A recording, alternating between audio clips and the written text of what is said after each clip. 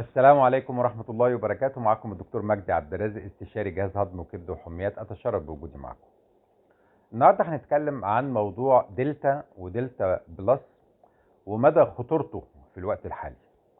احنا شايفين ان عدد الحالات في روسيا بدأ يزيد، وفي نفس الوقت عدد الوفيات ايضا ابتدى يزيد. ولقينا في استراليا ان ابتدت الاجراءات الاحترازيه تزيد ايضا، وابتدت الحكومه تعمل نوع من انواع الغلق عندها، وابتدى العالم يبتدي يفكر مره تانية في اجراءات الغلق. طبعا ده يعني مقلق، ومنظمة الصحة العالمية أعلنت إن في بعض التحورات في فيروس كورونا زي دلتا وزي دلتا بلس ممكن تؤدي إلى زيادة عدد الحالات مرة أخرى. وطبعا في بعض الدول ابتدت تفكر في زيادة الإجراءات الاحترازية. احنا شايفين الوضع إن في قلق عالمي، خصوصا بعد التحورات الجديدة لفيروس كورونا زي دلتا وزي دلتا بلس. طبعا احنا شايفين ايضا ان في بعض البلاد ابتدت تعاني، زي مثلا تونس ابتدت عدد الحالات تزيد وعدد الوفيات تزيد، وطبعا المستشفيات اصبحت مزدحمة وبصعوبة، في مشاكل في الأجهزة الطبية، في الكوادر الطبية البشرية، في الأدوية.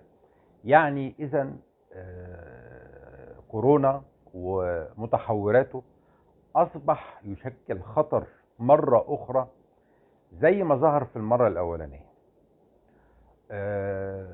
زي ما اتفقنا، هذا الفيروس هو من نوع الفيروسات التاجية، وفي تحورات كل شوية تظهر لنا، وابتدى العالم يعاني مرة أخرى.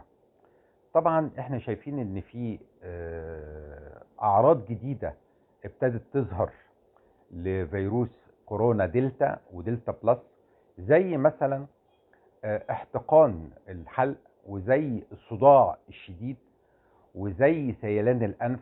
دي ما كانتش واضحة في الأعراض الأولانية لكورونا.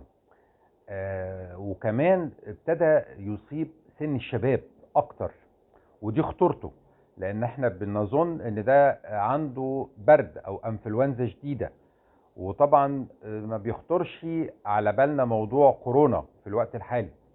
وفي بقى ايضا نوع من انواع اللامبالاه شويه بالاجراءات الاحترازيه، وممكن في شباب ما بيلبسش او ما بيلتزمش بالكمامه او ما بيلتزمش بالتباعد الاجتماعي. كل الحاجات دي كلها ادت الى زياده عدد الحالات. طبعا احنا في مصر الحمد لله حتى الان لم يصلنا دلتا او دلتا بلس، لكن لازم نتوقع حدوثه في اي وقت. نلاحظ ان اسرائيل اعلنت ان وصلها دلتا ودلتا بلس. نلاحظ ان لبنان اعلنت وصولها لدلتا بلس عندها. اذا هو موجود جنبينا على الحدود، وبالتالي في اي وقت ممكن يعني يدخل عندنا.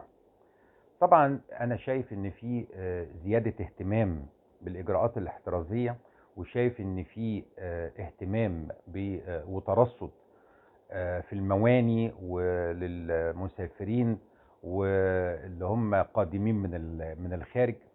طبعا لازم نقوي هذه الاجراءات الاحترازية في هذه الظروف، لان طبعا احنا شفنا دلتا ودلتا بلس عملوا ايه في الهند، وشفنا عشرات الملايين من الوفيات والاصابات في الهند. طبعا هو دلتا بيختلف شوية عن النسخة بتاعة ألفا اللي ظهرت في انجلترا، وبيختلف عن البيتا اللي ظهرت في جنوب افريقيا، بيختلف عن النسخة جاما اللي ظهرت في البرازيل. الاختلاف يكمن في سرعة انتشار هذا الفيروس. بيصيب أعداد كبيرة من البشر في وقت قليل، وفي نفس الوقت هو واخد طفرة من بيتا اللي في جنوب افريقيا ان هو بيعرف يهرب من الاجسام المضادة، وبالتالي ممكن يكون الواحد خد فيروس كورونا قبل كده، ولكن ممكن يصاب ايضا بعد كده بدلتا، او ممكن يكون اخذ اللقاح وممكن يصاب بفيروس دلتا.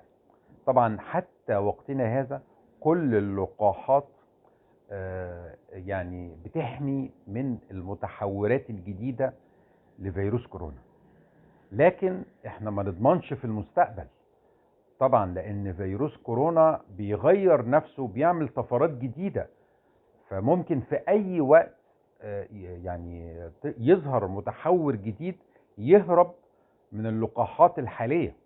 وبالتالي احنا شايفين دلوقتي ان ابتدت في الامارات تنصح بجرعة ثالثة من سينوفارم، وشايفين ان شركة فايزر ابتدت دلوقتي تبحث ان ممكن الشخص ياخد جرعة ثالثة من فايزر طبعا. وشايفين ان بعض البلاد زي كوبا مثلا، كوبا ابتدت تطلع لقاح خاص بيها سمته عبد الله، وطبعا ابتدت تجيزه عندها، ونسبة كفاءته حوالي 92%. طبعا احنا نفسنا طبعا ونتمنى ان البلاد العربية يكون لينا لقاح يعني مصنع عندنا في بلادنا. طبعا في الوقت ده احنا شايفين ان في عدم عدالة صحية، يعني في بلاد وصلت نسب التطعيم بعد الجرعة الأولى والجرعة الثانية لنسب عالية، وشايفين ان الدول النامية او الدول الأفريقية نسب التطعيم بتاعتها لسه لا زالت ما تعدتش ال5% من سكانها.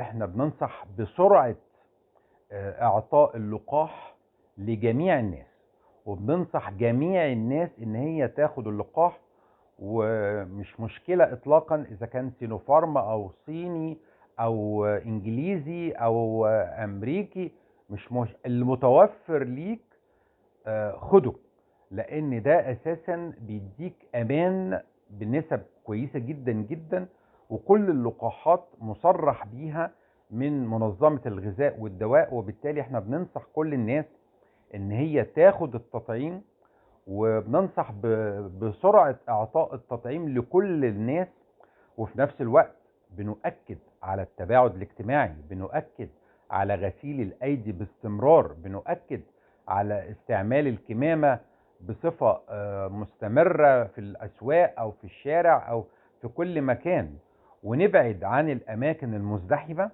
لان طبعا هي دي الاجراءات الاساسية للحماية من متحورات دلتا او دلتا بلس او كل المتحورات القادمة من كورونا. اشكركم جزيل الشكر، والسلام عليكم ورحمة الله وبركاته.